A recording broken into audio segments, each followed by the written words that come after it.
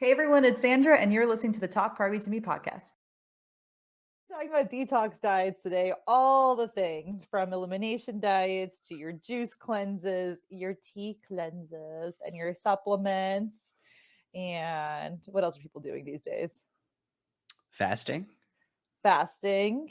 Fasting. Yep. A lot of interesting stuff coming out around fasting. But I Yeah. think I think it's worth talking about first, like what is a detox diet?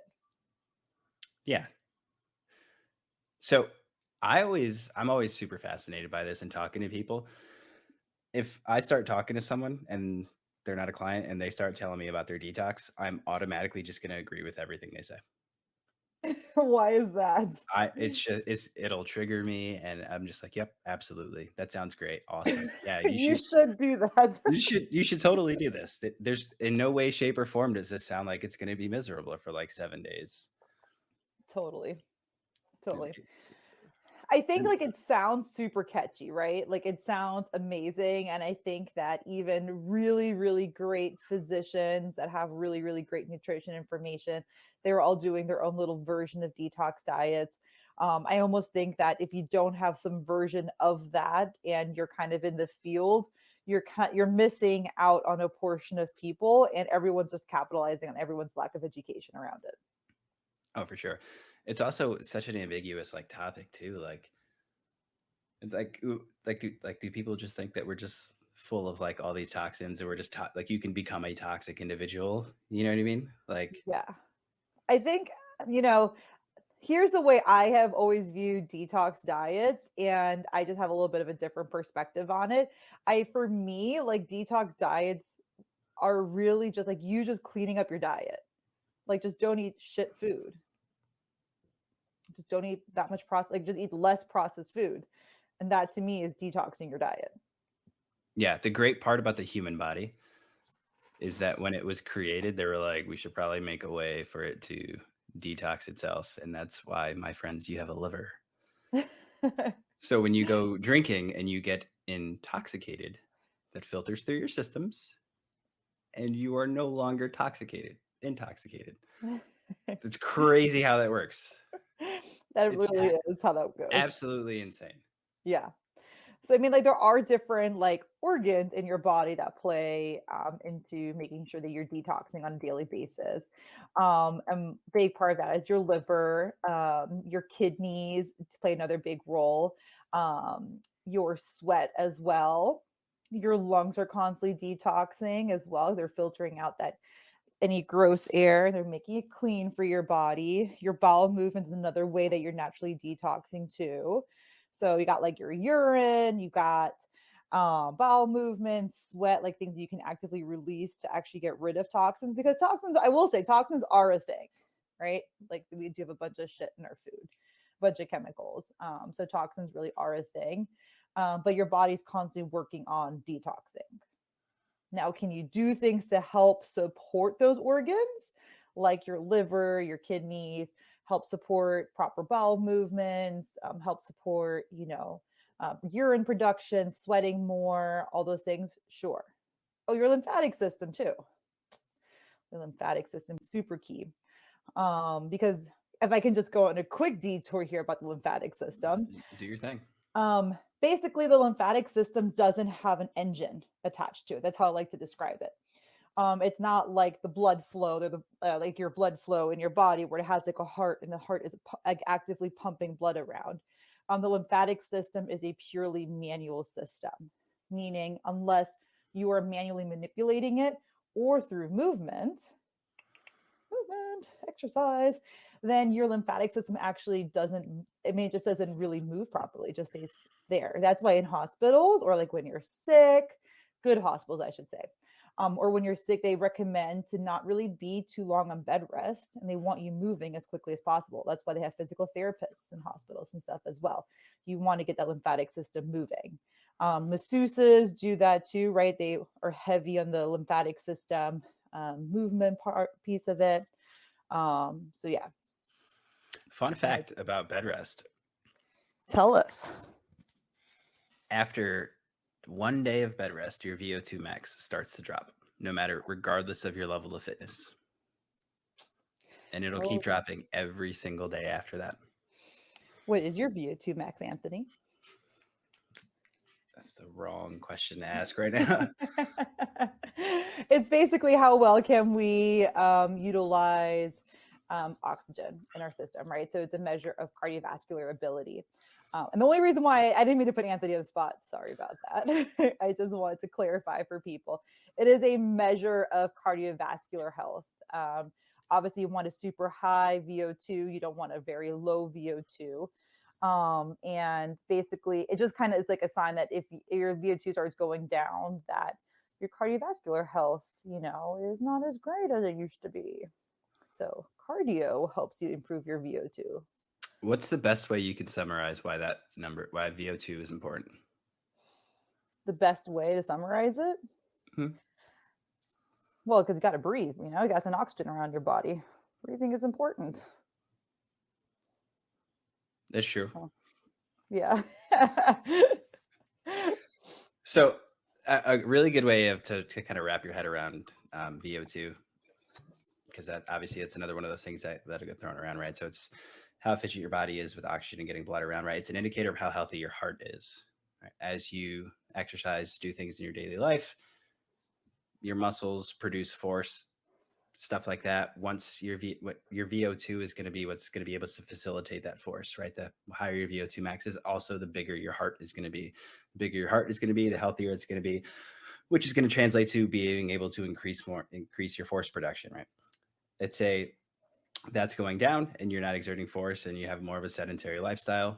Muscle mass is obviously going to decline. Your level of force that you're going to exert is going to be less. But take it a step back, right? Your heart health is going to decline as well. And that's not saying like your VO2 max is low, you suddenly have heart disease. No, it just means it's going to be less in a position to help facilitate things around the body. If you look at one of the leading causes of death in humans over 65, it's a fall, right? As that you get your bone density down, your muscle mass goes down. That's two things that are going to happen as you age, right? Are you able to catch yourself? Are you able to prevent the fall? Are you more stable? Are you strong enough to resist the forces of gravity as you're tumbling through the ground and stuff like that? So that's one of the ways, one of the reasons why we say, and it's not so much like, oh my God, do cardio, lose weight, stuff like that, but it's like it helps your VO2 max and things of that nature. So that way you have the ability to keep all these systems in your body going and you can fend off father time a little bit. Yeah. Basically, your heart is just one big muscle, and cardio is strength training for your heart. So that's why it's all important. It ties together, but we're getting way off topic here from our detox diets. Yeah, we are. This was a topic we didn't think we're going to be preaching today, but basically, let's go back to detox diet. So now we kind of know what the detox diet is. It's basically people's perception of eliminating toxins from your system, but your body is detoxing all day long already. So ways that you can think about or programs you might want to consider are things that maybe support those organs that help in carrying out and eliminating waste from your system. Other ways you can also help support your body in this process is eating less shit food.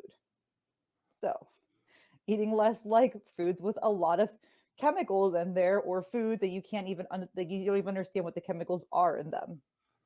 So for instance, crap, I'm trying to think of something here now, like a nice condiment, right? Let's think of like, I don't know, some sort of sweet and sour sauce, right? If you look at the label of that, you half the ingredients you might not understand what they are, some sort of chemicals in there, and we hope and pray that we can tolerate those chemicals that are in there.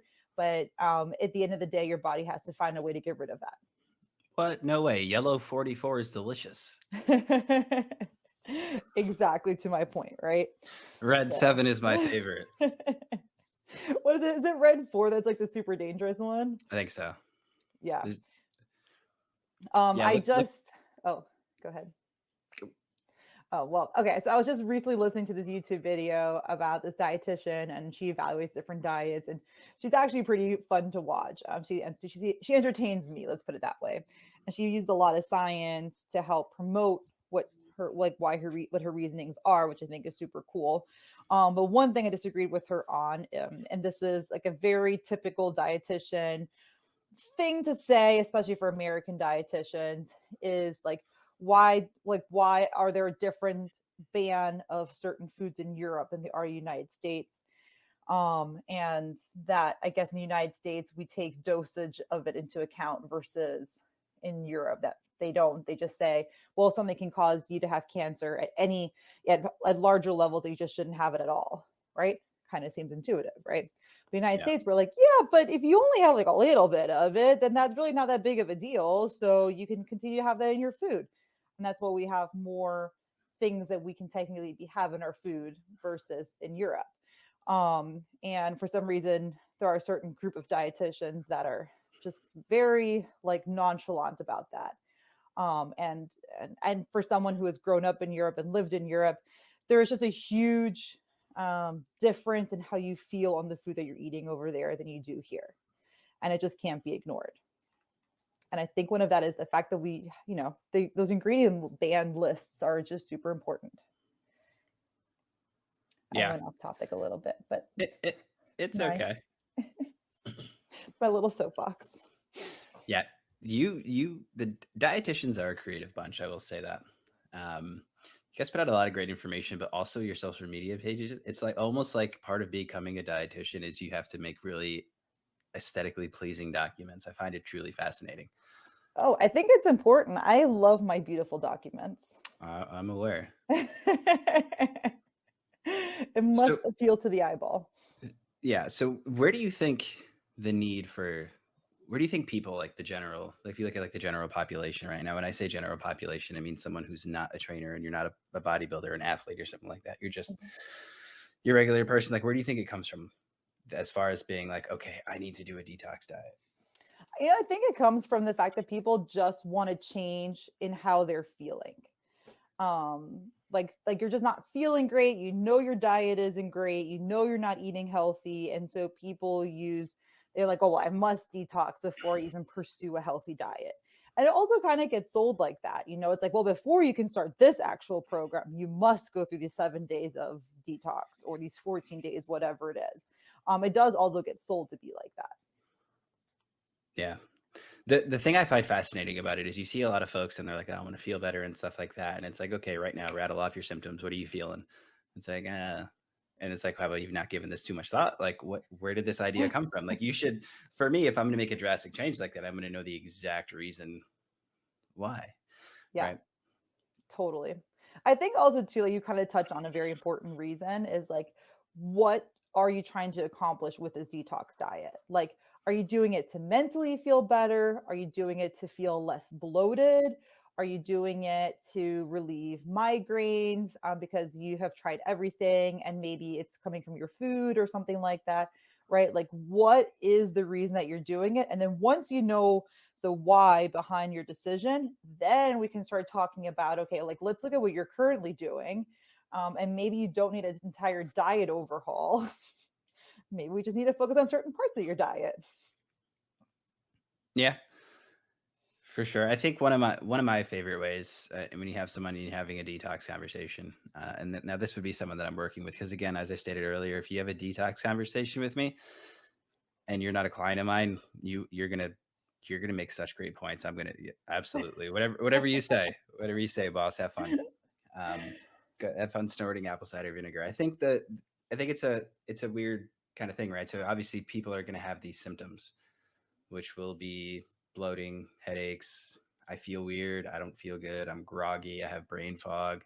My hormones are a little off. Things like that, and it's gonna be like, well, what's the fastest way to get there? And you're just going to find the typical way the world works, right? A quick band-aid, right? So you're going to do something and be like, oh, this is a huge change, and a lot of times it's really not going to do too much. But what people forget when you look at something and say you suffer from so what those symptoms essentially are called are inflammation, like inflammation or insensitivities, right? So if you suffer from some insensitivities or inflammation and things of that nature and you want to get rid of them, there's a reason that they're there in the first place. So if you go through your little juice cleanse detox phase, whatever you want to call it, and then you go right back to your old diet, guess what's going to happen? You're going to still have them, Totally. right? It's not like it's one of those things where think of your stomach like a fishbowl. It's not like you went and got a brand new fishbowl, right? It's still the same fishbowl. And looking at your gut is probably a pretty good way to look at it is comparing it to a fishbowl.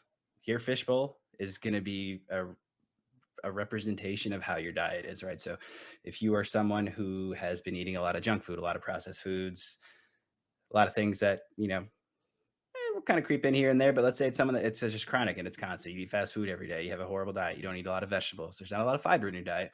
Your fishbowl or your gut microbiome, right, is going to be reflective of that. So if you meet those people all the time that can hammer back Taco Bell, and you meet other people that when they eat Taco Bell they like explode, right? And that's kind of that thing. Their body's used to different dietary changes. So I think a lot of it, the part that gets lost is, sure, you have this intervention, which I guess let's just call it an intervention, but the behavior that leads you to that, the need for the intervention needs to change because it's just going to repeat itself again. Totally. And like also it's a very good point that you bring up, like that your gut microbiome is like exactly the blueprint to your diet, because as you go cold turkey from eating like fast food all day long to, let's say, even like a juice cleanse, like you're gonna have a miserable time on that program. Let Mm, me just tell you, like you're just not gonna feel great, and every symptom that you're feeling is gonna feel like 10 times worse on that program. But also similar to if you go straight from, like, let's say eating like a crappy diet to now you're eating a diet full of like fiber and whole foods and like all this healthy, like whatever you envision yourself to have as this healthy diet, right? Which that technically is a healthy diet, but you're not going to feel great on that either. You're also, the first couple weeks, you're not going to feel great on eating a bunch of vegetables because your body isn't set up that way. And why should it be? yeah, for sure. A lot of times we'll have clients that, I'm constipated, I'm super gassy, and things like that. Like, oh, this isn't for me. I can't do that. It's like, it's going to take some time. Like, you didn't get to where you are now in, a week. It's going to take a little bit more time to get used to it. But as you go through, and like when you say like I'm cleaning up my diet, essentially what you're doing is you're adding in better quality foods, more whole foods, more vitamins, more minerals, more nutrients, things of that nature, and that's going to help clean your fishbowl. So when you put clean stuff into your fishbowl, it's going to, what I mean, you're going to feel better with it over time. Yeah. Yeah. Keyword overtime, right? So a lot of people, even Yeah. like the people will feel nauseous. I've had someone like throw up because they decided they needed to do a drastic diet change. And I'm usually a person, I very much am an advocate of slow and steady wins the race. But you just meet some people, and I've met a handful of those people that they're just so ambitious and they have to change everything all of a sudden, overnight, immediately. And some people, they can just endure all these like terrible feelings, right? Like throwing up, nausea, fever can even break, like they can even be breaking out, right? You can have all these like terrible flu-like symptoms your first week or even week and a half when you change your diet that drastically. I commend people that can last through it. I know I couldn't. But that's what happens if you do it too extreme. Now, if you do it more gradual, let's say at like one meal at a time, you give yourself time to adjust, these symptoms will be maybe not even existent. Yeah. You What just might meal miss your food.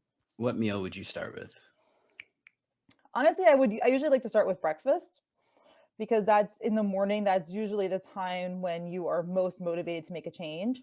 By the end of the day, the whole day usually goes by and you're emotional about something. It's just not the time that you're going to make healthy choices usually.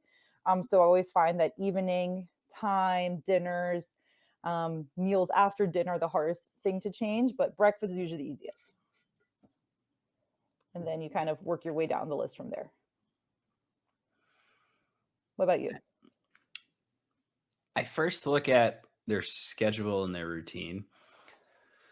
So if you have someone that works like a second shift job or like a night shift job, dinner's going to be, or breakfast is probably going to be the better choice for me. If you have someone that works in the morning, I'll usually go with dinner, especially if the person is not, like alone and single, right? So if they have a partner or, they have kids, family, stuff like that, because that's the meal most of the time that's going to have the most effort put into it. Because it's Totally. not just the one individual eating. So a lot Yeah. of times I'll focus on dinner, assuming that's the meal. Otherwise, it might be like flipped. Breakfast might be the meal that everyone's kind of sitting together, and then the rest of the day, everyone's schedules are kind of wonky and stuff like that. So whichever meal is the one that kind of has the most effort to it is the one that I'll kind of start with. Mm. Unless it's something where like I have a really bad breakfast, or I shouldn't say, well, fuck it, I have a really shitty breakfast.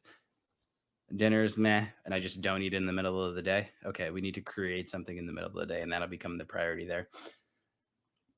Yeah, I think also too, it's like, I mean, this is like just general information, right? But like also just like for your own self, like ask yourself, what is the easiest meal for you to change?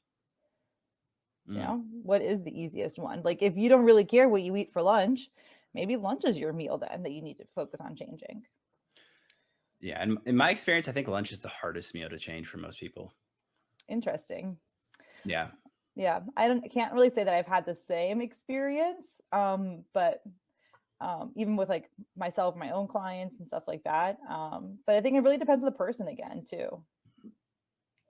You know, like if you're working with a lot of people that go out to eat for lunch with their coworkers, yeah, lunch is going to be a really hard time to change, a hard thing to change because you're influenced by a lot of people around you. yeah. There's also more of a social dynamic too. Yeah, if you are that social that you have lunch with other people at your Yeah, office. I I think it's been like a I can't remember the last time I had lunch with someone.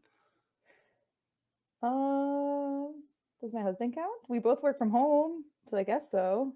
Oh, you're getting all three. That's not fair. I'm coming over. I'm coming over for lunch one day. Right?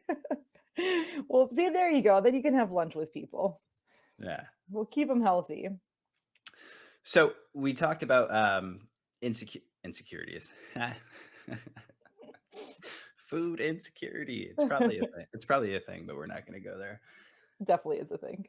So we talked about food sensitivities. We talked about inflammation and things like that. So I'm going to play devil's advocate here.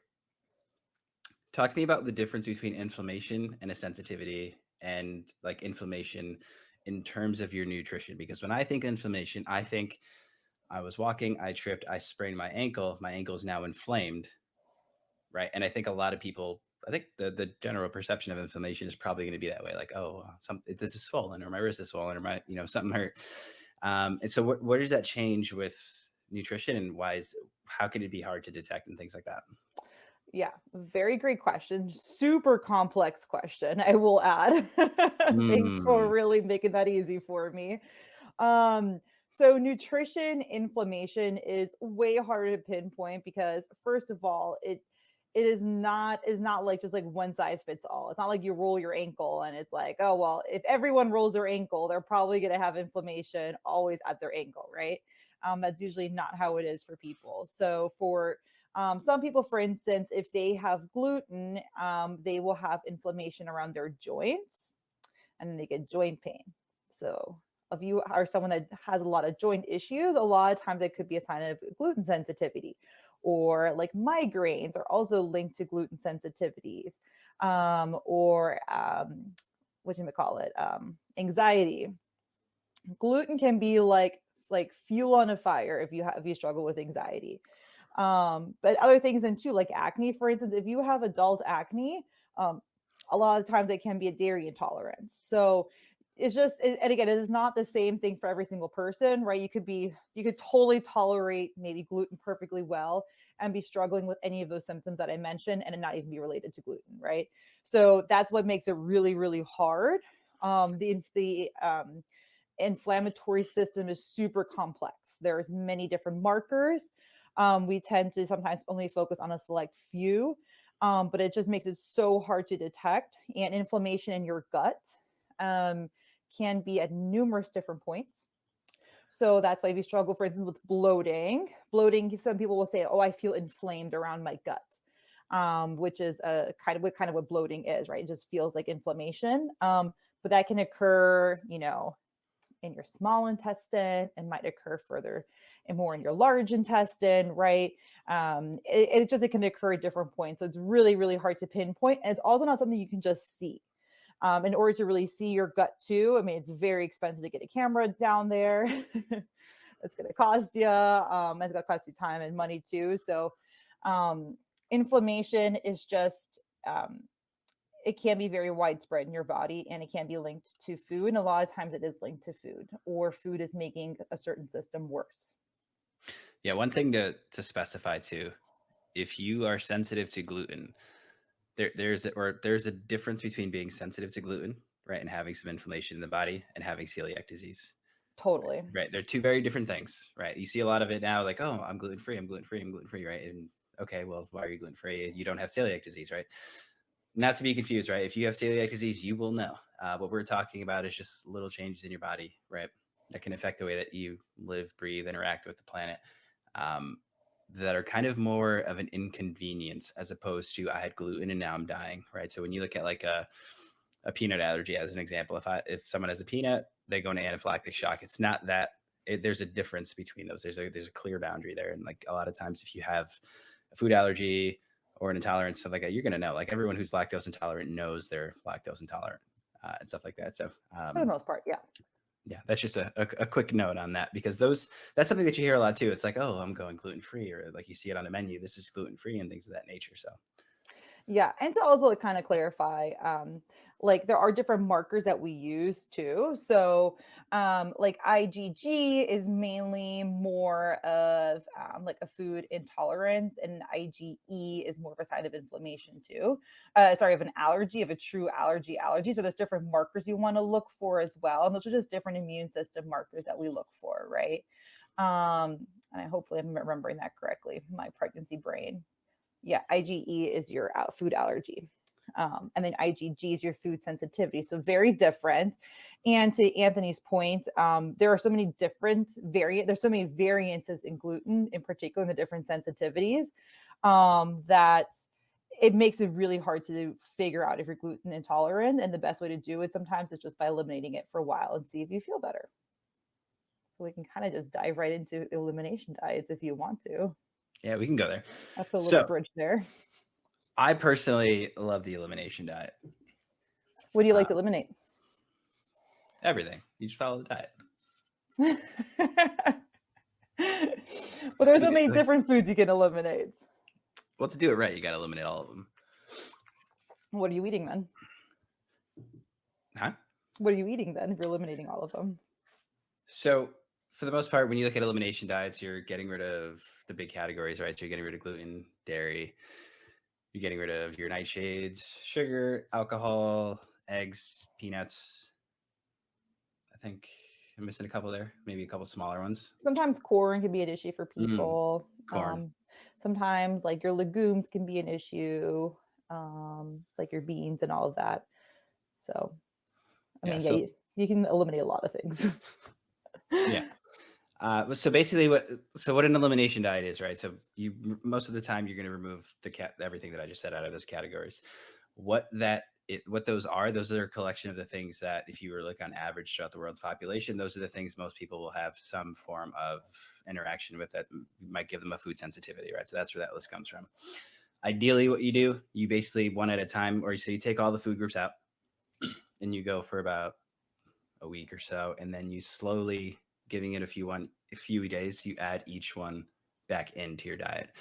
What you're looking for is kind of like, okay, I've gotten everything that could be causing me some symptoms.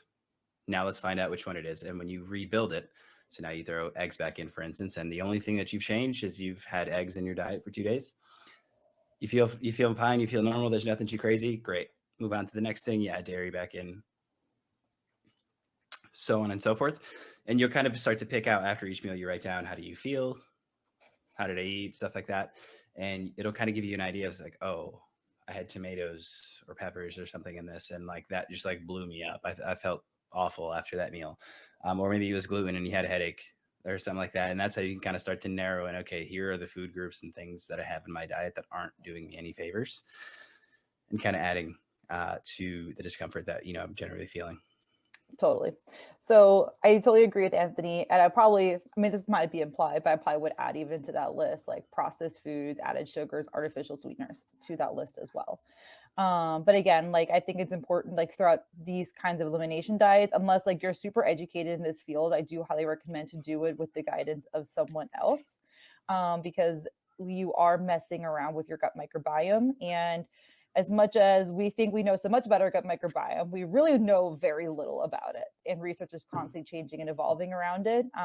But I do recommend I mean, if you say, hey, I really can't afford it, I really can't do it or whatnot, That's a different story, but definitely those food groups that Anthony rattled off, those are going to be your more inflammatory foods groups that you want to eliminate. Another thing you can do too is do a food sensitivity test. If you say that sounds like a lot and I can't do that all, doing a food sensitivity test can help you too. I know there's like Everly, they're advertised everywhere. They're okay, I suppose. But there are some real like blood tests that you can do as well, that I think are a little bit superior. So why aren't blood tests something that are typically done by your doctor? Not For that the they're not food sensitivities? not that they're not done by a doctor, right? But like, so I'll give you an example. I go to the doctor and I'm like, Doc, I got this killer migraine. It happens every Wednesday.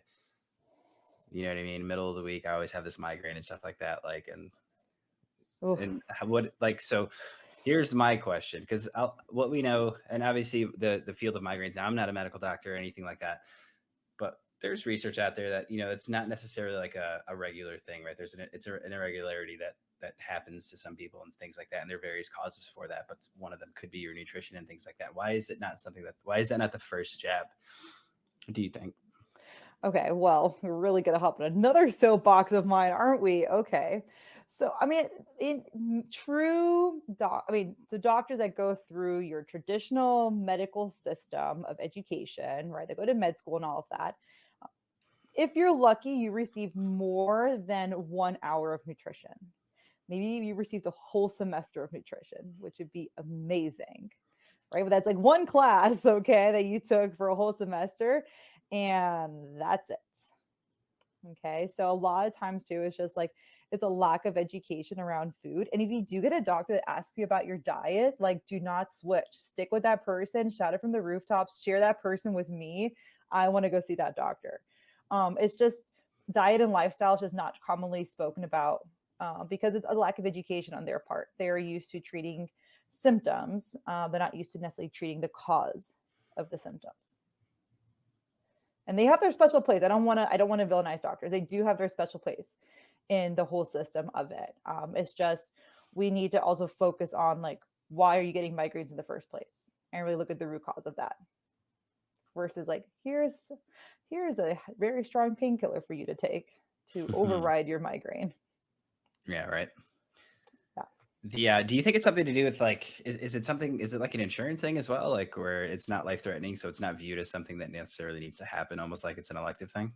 So I love you're hitting all my favorites right now. Okay, the insurance system. Hmm. Yeah, so I definitely think the insurance system plays a huge part in it.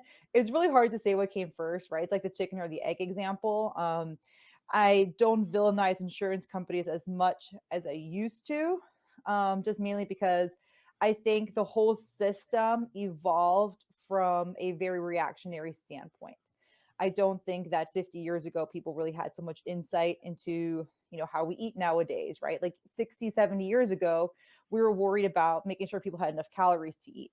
Now people are eating too many calories but are super malnutrition because they're not getting enough vitamins anymore. So the way we as a society are in our sicknesses are so different in the sense of how they come about, and our areas of concern too. It's just different than it was 50, 60, 70 years ago, right?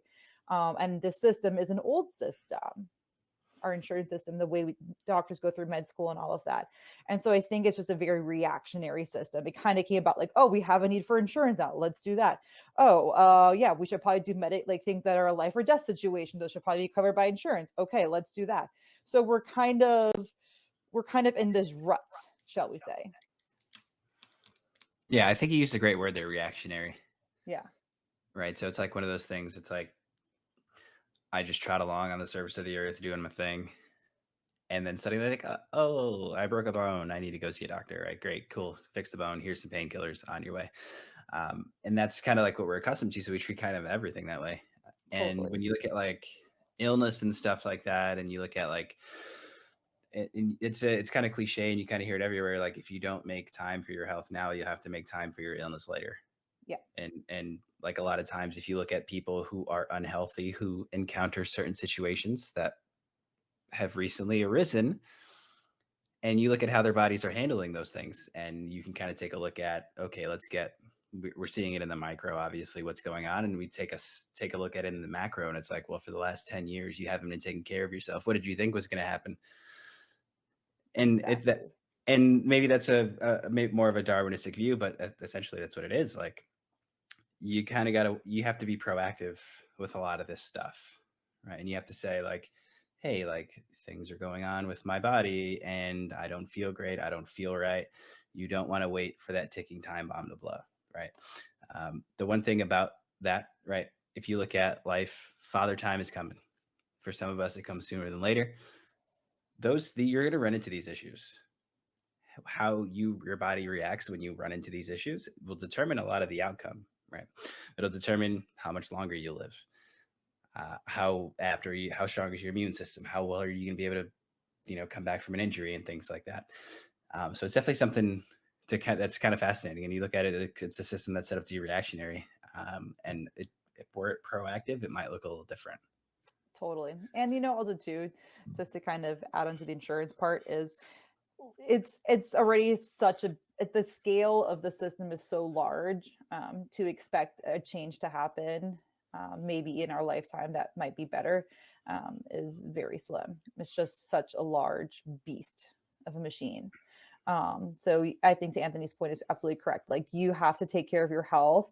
If you start noticing symptoms where you're like, just because it's common doesn't mean it's normal, like a headache, for instance. Yeah, super common. Everyone gets headaches. But is it normal for you to be getting a headache? Right. So looking into like why, and especially if it starts happening more frequently, looking into the why. If you start feeling bloated, if you get heartburn, like heartburn should not be normal. If you get Mm. heartburn, you should really like come seek us out. I love helping people with heartburn. It's like the easiest fix, but it's a whole episode within itself. But like heartburn isn't something you should have to live with. It's actually a sign that you have a disruption in your system. You should address it. So if you're taking a medication every single day, no matter what it is, if it's prescription, keep taking it, right? But if you're taking like ibuprofen every single day, we should really have a conversation around that because you should not be taking ibuprofen every day. Yeah. Yeah. I find it, the other I find it super interesting, right? The other big indicator too is like, look at how often you're sick, right? If you have, small children and stuff like that, you might be a little tougher because obviously they're going to spread germs, they're going to lick stuff, and then they're going to come back to your house, they're going to get you all germy and things of that nature. But for the most part, like if you're getting sick a lot, there might be some opportunity there in your immune system and things like that, or maybe there's something that's inhibiting your immune system that you want to kind of take a look at and maybe get some proactivity around. To put it in perspective, in the past 5 years, I've been sick for like 3 days. Yeah. And when I was sick in those 3 days, I didn't take any medicine either. Yeah. I Like nothing. think, yeah. And it just processes within, call it, I don't know, processes in and out within a day. Like I might have the sniffles for like 10 hours, then I'm back the way I was before. And you take it even extrapolate it back further. I think I've had the flu once in my entire life, and that was when I was much, much, much, much younger. I was still a child. So now that's not me saying that like, hey, look at me, I'm blessed with like this great immune system. Haha. Like, no, it's just it's my reality. Like, so when I see people like, oh, I'm sick all the time, or like I have the flu this week, and 2 weeks later have the cold, and then a month later, like I'm devastated by like another sneezing attack, and allergies are acting up. I'm like, how do you live like that? Like, it seems so foreign to me. Yeah. Coming from someone who I do get sick a little bit more often than Anthony does. I totally admit that. But also too, like, yeah, I mean, I know for me, I know why I get sick more often. Like I know my gut microbiome isn't very strong. And it's something I constantly have to keep fighting for all the time. I dealt with very many years of having to live, I'm having to have it. I had to eat on a strong elimination diet for many, many years until I finally got under control.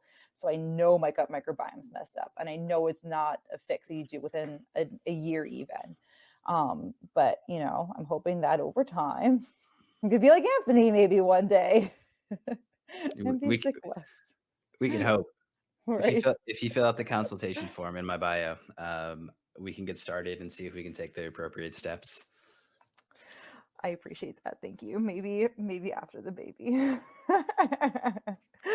But yeah, anyway, but yeah, your immune system very much lives in your gut as well, right? So how much you exercise, what you're eating, how well you're sleeping, all those things are massive factors into it. And to kind of round things back up to the detoxing system again. I think we're all just looking for ways to be healthier, and to make healthier choices and to make a jump start on our health. Um, and there definitely are great ways to do so. But again, I think the reason you should really look into the why. Like, why are you doing it and what are you hoping to get out of it?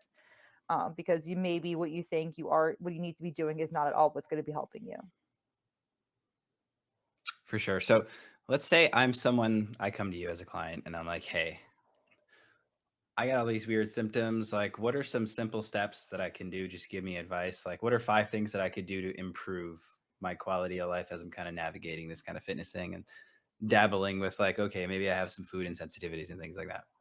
So I always recommend lab work. I think lab work is just really insightful and can help you a lot with like knowing where to go. But let's say lab work is just for whatever reason out of your realm. I actually think number one should be sleep. Like, how well are you Mm, sleeping and are you getting good quality sleep? People usually don't sleep enough, nor do they allow themselves the luxury of sleeping enough. So sleep is the number one thing to fix a lot of things that are going on in your system. And then we would look at your diet. Like, are you eating enough fiber? Are you drinking enough water? Are you eating enough protein? And looking at those three elements first are going to be super crucial. Because if you focus on eating more fiber, you're likely going to eat a little bit less gluten. You're likely going to eat a little bit less dairy. Well, like eat a little bit less of these inflammatory foods. But I would highly also look at, do you have any reactions already to certain foods? Do you have acne? All right, well, it doesn't matter if you reduce acne, you're going to continue to have acne. So we need to just eliminate it entirely. So I don't know. I didn't really answer your question because it's really hard to answer because it's really the person, like a case by case basis. yeah. Um, yeah. My general advice, if I could give 5 tips here, try to sleep 8 hours a day or 8 hours a night. If you're someone who struggles with sleep and you're like, oh, I can function on 6 hours, I'm Elon Musk.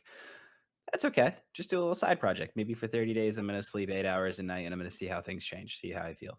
Um, Love that. that'd be step one. Mhm.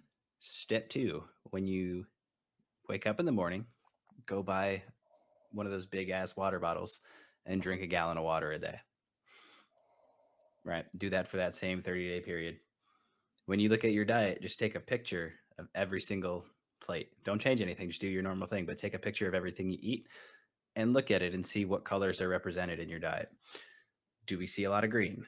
Is it mostly brown? What are the whites in there? Are there oranges, reds, blues, stuff like that? So if you look at so Sandra brought up a good point, you want fiber in your diet, and that's amazing. And fiber is going to come from things that are the color of green, blue, reds, orange, yellow, stuff like that, right? Your vegetables, to put it plainly, right? So that's one of the reasons why we want them, but you also get your vitamins, your minerals, and things like that from them too. The next one is going to be write down how you feel after everything that you eat. So now, and in this, all you've really done, you're sleeping more, and you're drinking more water, and you're just taking pictures of stuff. Just write down how you feel after you take the pic after you ate what was in the picture, right? So if you have McDonald's every day for lunch, you can still do that. If you have Chick-fil-A, you could still do that. There's colorful things on those menus, right? Take a look at them, and don't even worry about improving them just yet, but just take an inventory. Like, I know when I come home and I eat a meal and I suddenly feel sluggish and things like that. That's something that you write down. I had a headache after lunch. That's something that you write down. I was hungry immediately after dinner. That's something that you write down and things like that. And from there, then just go for a little walk, right? If you do those 5 things for 30 days, you'll have a pretty good idea of what's kind of going on. And a lot of times when you look at juicing and just drinking a gallon of water a day, they're kind of going to coincide the same way. The only difference is going to be when you juice, if you're juicing vegetables and fruits, you'll have more minerals, vitamins, and stuff like that pumped into you. But they're also going to come out the other end, to be honest with you. And you're probably going to have a headache because there's going to be a higher sugar content in that kind of diet. So I would say before taking that extreme step, see if you can sleep 8 hours a night and drink a gallon of water. If of the 5 steps they gave you, if there's only 2 that you like, do those 2. Yeah. And if you pair that with, things we've talked about in previous episodes, if you can't do those 2 things, what makes you think anything else is going to be possible? You know what I mean? Yeah. Then those are 2 of the behaviors that are like the foundation of it. The foundation of everything that you try to do in any kind of change that you want to make. Because even if you're like, I just need to work out, and that's the missing link. If you don't sleep and you work out, you are going to be burning the candle at both ends. Yeah. And that will catch up with you. But just to kind of wrap things up here, since you brought up juice cleanses, and I was been itching to say this. Juice. Yes, I have worked with many people of many different areas of the world that just can't get over and have to do a juice cleanse. Doesn't matter how much I tell them that, hey, if you just ate the vegetables instead of drinking them, that would also be like super beneficial to you. They don't care. They juice cleanse must happen. You were going to say something. I saw you itching to say something. I'm just laughing. So, Oh, I can't stop thinking of what was it, a Geico commercial where there's like a life-size Pinocchio, but the guy's like 6 foot tall and he's sitting there and he's talking about how he's doing a juice cleanse and like his diet's going to change. Is it Geico? I That's all think I know all, what you mean. I don't and know if it's Geico, he's but like, I'm doing a juice cleanse. yeah. Like that's all I can think of right now. And it's just so funny. So if you are one of those people and you're just itching, you just have to get it out of your system to do a juice cleanse, here is my spiel around it. Juice cleanses, yes, there are a lot of vitamins in there, a lot of minerals, right? You're probably gonna drink more water on there. It's definitely better than going through Bojangles drive-through. So I will give you some of those factors. Here's it. Depends on what your scale of measurement is. Okay, well, I haven't had a great meal at Bojangles, so that's why I happen to pick on Bojangles. Oh, really? Yeah, I don't know. I don't like it. I do prefer Chick-fil-A. I'm gonna let you finish, but Yeah. Okay. Well, we'll get onto that later. The problem with a juice cleanse is that usually it's 3 or 5 days long. You're definitely not getting enough calories in to actually even sustain your energy levels if you were to continue it on juice cleanse long term. You also don't get any protein in there. It's just like vitamins and water and some sugar and other stuff. So what I recommend to people is if you must have your juice, but please pair it with a protein, right? So let's say you're not doing an elimination diet, maybe have some eggs in the morning, have your juice with it. For lunch, have some chicken and have your little juice bottle with it, right? And just kind of like follow that similar pattern, just so you're keeping up with your protein. Your body still has food to digest. Yeah, we're not getting any fiber in that way, right? But at least you're getting your protein in still. So if you must, I would say that is probably a smart way of going about it. I like it. Funny story. I once had a partner who wanted to do a juice cleanse, and this was years ago. This is like before I was a trainer, before I was a nutrition coach, and anything like that. And I was like, yeah, look, sure, why not? I had no idea what it was, but I was just being supportive. So the first part, I actually enjoyed the process of the juicing. I Yeah, it wanted, is. It's good. I wanted to fucking juice everything. Like everything was going in the juicer or whatever I can get my hands on. Let's do it. Like, what does a carrot look like if it goes through it? I think the funny thing is like that, like on the first day, it's like, this is awesome. Like just throw apples in this thing and then they shoot out and you waste so much food Yeah, doing all it. that fiber. You end up with more like just chopped up matter than you do like actual juice. So like Totally. if you're making a pitcher to last you like 5 to 7 days or 3 to 5 days or something like that, you're going through like a farm's worth of vegetables and stuff like that. Totally. I think the best thing you could really do instead of juicing is you just blend those vegetables and fruit together. Like you keep the fiber intact with it. Yeah. Probably be superior than just juicing. Yeah. I will say though that the act of like just throwing stuff through these blades, that was awesome. Maybe that's the child in me. Maybe it's the same thing like a wood chipper. I do love the taste of fresh juice. Like I will say, like a good apple, carrot, and beet juice or something like that with some celery. Like that is really delicious. It is really good. So I don't want to discourage people from juicing. It's just like don't make that as like don't just make that your only meal. Use it as like a supplement to what you're doing. Yeah, super interesting. The things you just listed, if you gave them to me in a glass juiced, I'm probably gonna throw up. Really? You don't drink like beets and apple and carrots? I will absolutely just like I'll become violent. Let's just put it that way. Oh, geez. If you put them on a plate, I'll eat them gladly. Oh, It's the strangest thing. interesting. I literally I do not. I think what do I drink? I drink water, chocolate milk, an energy drink, and Coke Zero. That's my thing. Those are that's all I drink. Oh, interesting. I've been on a lemonade kick since I've been pregnant, but it's for me right now, it's just water and coffee. Oh and yeah, sometimes coffee. tea. Coffee, that's the other one. Sometimes tea, but Love me some coffee. yeah, come a long way from my energy drink days. Those are Dude, long over. did you see what happened to Bang?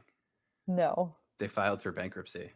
No. Yeah, so someone swooped in to save them. But so for those of you who aren't familiar with Bang energy drinks, if you read their can, it's super flashy. Their whole marketing strategy is find a hot supermodel, give her a can of Bang, whoop-de-doo. If you look at their can, it says, hey, we've got not creatine, we have super creatine in it.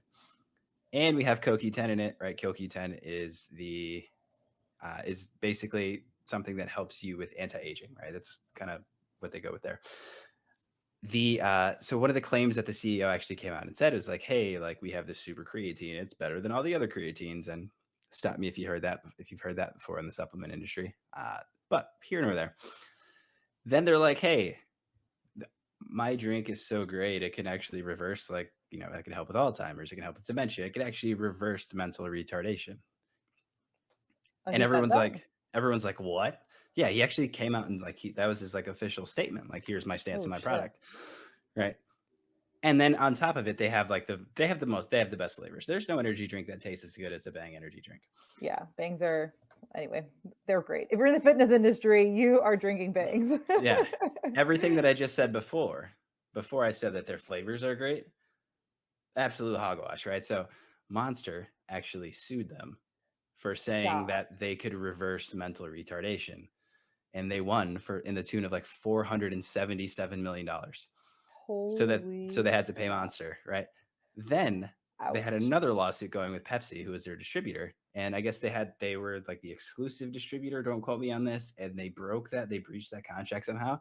And Pepsi won a lawsuit against them for another $120 million. So they had to they No. filed for bankruptcy. So when you go around your local gas stations, I think Sheetz around here is the only one that really has any kind of stock or any of the ones worth having.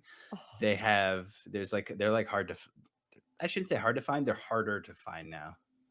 Oh my God. So my sister-in-law just told me that she goes to UNC and they took out the bangs from their vending machine. I love how like we're talking about bangs on a detox subject.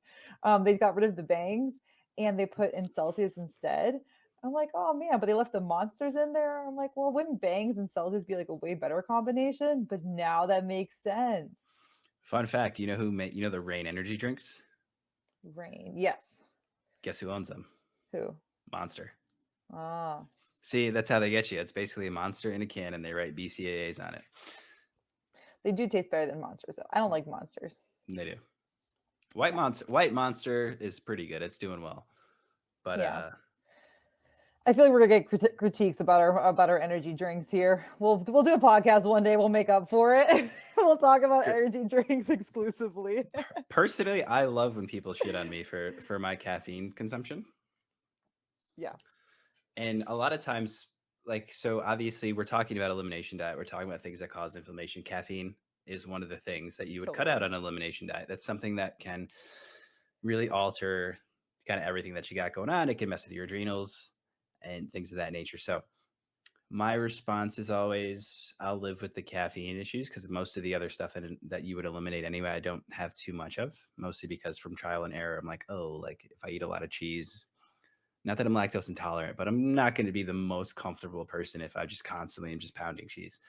A lot of times I look at it and say, okay, it's right. Can't throw stones if you live in a glass house. Right. And a lot of times it's like, I'll live with that. That'll be a small concession, the small dirty part that I have my crazy caffeine addiction. Yeah. And I'll raise you your migraines. And I think it's a good note to end this on, right? It's like, at the end of the day, if everything else is going great and you have one thing on that list that you eat and it seems to work for you, you don't have issues, then continue on living, right? But if you're doing all the things on all the lists of the naughty lists of things you probably may get inflammation from, you will probably be inflamed. What do you think would happen if you put a can of Bang in a juicer? Like the whole can? I'm kidding. I'm like, if it's just the juice, it should just go through. But yeah, that actually wouldn't be a bad idea. That would be too bad. Sounds like I've been juicing for days or just drinking bangs. Yeah. Yeah, that's all I know. Banging coffee Yeah. and then applesauce. But yeah, I unfortunately have to get going. I have to console my dear husband and his terrible loss. Hopefully that won't be me in the next couple days. Yeah, well, you guys are playing. Who's Germany got? Costa Rica. Oh, yeah. You just got to win by like 7 goals. Yeah. No big deal. Actually, it's 9. If we win by 9, it doesn't matter what the other team does. I think if I did my math correctly. Wow. That's possible. They got lit up by Spain. They lost 7-0 to Spain, so. Yeah. So possibilities are there, but it's a weird World Cup, so who knows? All right. It's been a pleasure chopping it up with you as usual. So great information there on inflammation, food sensitivities. Obviously, it's a huge topics, right? So we would have like a 4-hour long podcast if we actually went into each and every kind of nook and cranny there. So I think we gave you a pretty good amount to kind of get out there, be dangerous, get involved, see what's going on with, some things that you might be experiencing and kind of play with some things a little bit. Obviously, if you run into something that becomes a little bit more major, or you identify something as chronic, reach out to a fitness professional, whether it be us two, if you know us, or anyone in your area who does, nutrition work, dietitian, things like that, and, get super specific about it, and you'll thank yourself later. Yes, definitely. Reach out to us with your questions. Yes. Have a good one. Bye.